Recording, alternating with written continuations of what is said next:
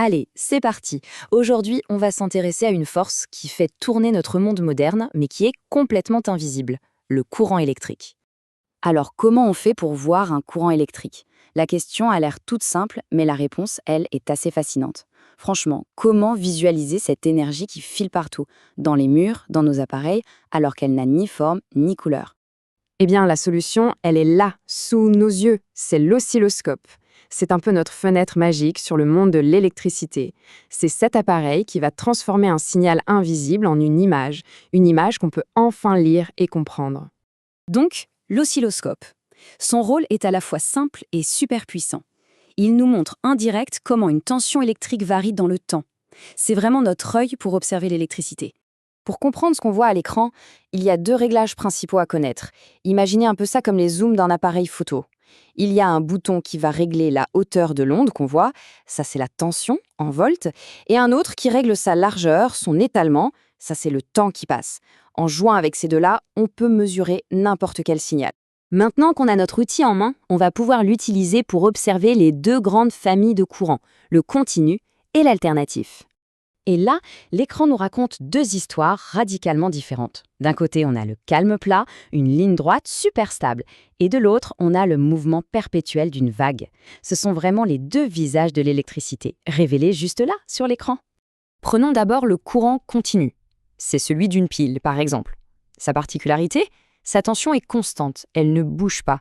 Du coup, l'oscilloscope nous montre une ligne parfaitement plate. C'est simple, c'est direct, c'est prévisible. Et puis on a tout le contraire, le courant alternatif. C'est celui qui sort de nos prises électriques. Là, tout est en mouvement.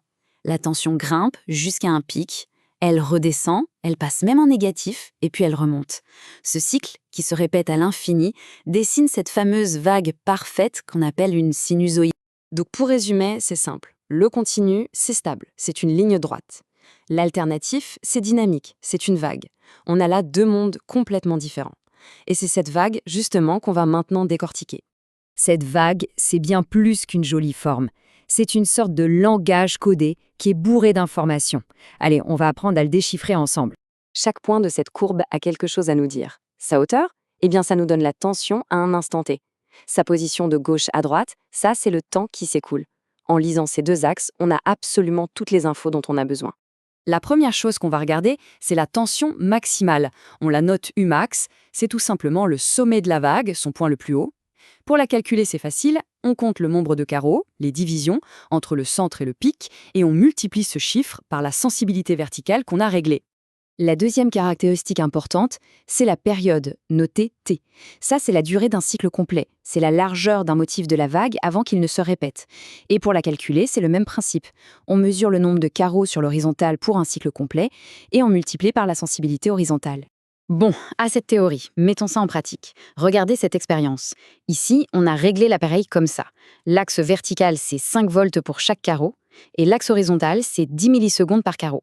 Et là, c'est le moment sympa, on va faire le calcul ensemble. Pour la tension max, on compte 3,6 carreaux vers le haut, on multiplie par 5 volts par carreau, et voilà, 18 volts. Facile, non? Maintenant, la période. On voit qu'un cycle complet s'étale sur 4 carreaux. On multiplie par 10 millisecondes par carreau et ça nous fait 40 millisecondes. C'est vraiment aussi simple que ça. Et cette période, elle nous ouvre la porte à une autre notion super importante. La fréquence. La fréquence, c'est juste le nombre de fois que le cycle se répète chaque seconde. La formule est toute bête, c'est 1 divisé par la période.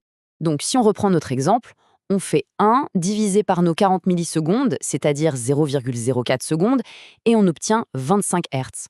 Concrètement, qu'est-ce que ça veut dire? Ça veut dire que notre vague fait 25 allers-retours complets chaque seconde. Ok, on a des volts, des millisecondes, des hertz. C'est bien joli tout ça, mais dans la vraie vie, à quoi ça sert? Qu'est-ce que ces chiffres nous racontent vraiment sur l'énergie qu'on utilise tous les jours? Et c'est là que les choses deviennent vraiment intéressantes. Regardons de plus près notre montage. Notre calcul nous a donné une tension maximale de 18 volts, on est d'accord? Sauf que, regardez le voltmètre branché juste à côté. Il indique 12,75 volts. Alors c'est une erreur? Pas du tout. C'est une distinction cruciale à comprendre. Cette valeur de 12,75 volts, c'est ce qu'on appelle la tension efficace, qu'on note U et F. Pensez-y comme la valeur vraiment utile, la valeur pratique. C'est elle qui nous dit quelle puissance le courant peut réellement fournir pour faire fonctionner un appareil. D'ailleurs, petite info, le fameux 230 volts de nos prises, eh bien c'est une tension efficace, pas la tension maximale. Heureusement, il y a une relation mathématique très simple qui lie les deux. Pour une belle onde sinusoïdale comme la nôtre, la tension efficace, c'est la tension maximale divisée par racine carrée de 2. Alors, faisons le test. Si on prend nos 18 volts de Umax et qu'on les divise par racine de 2, on tombe sur environ 12,7 volts. C'est exactement ce qu'indique notre voltmètre. La boucle est bouclée. Voilà, on a appris à rendre l'invisible visible. On a vu comment mesurer cette onde et surtout comment interpréter sa véritable puissance. Ça nous amène à une dernière question. Maintenant qu'on sait lire ce langage fondamental de l'électricité, quels autres mystères de notre monde technologique pourrait-on bien percer ?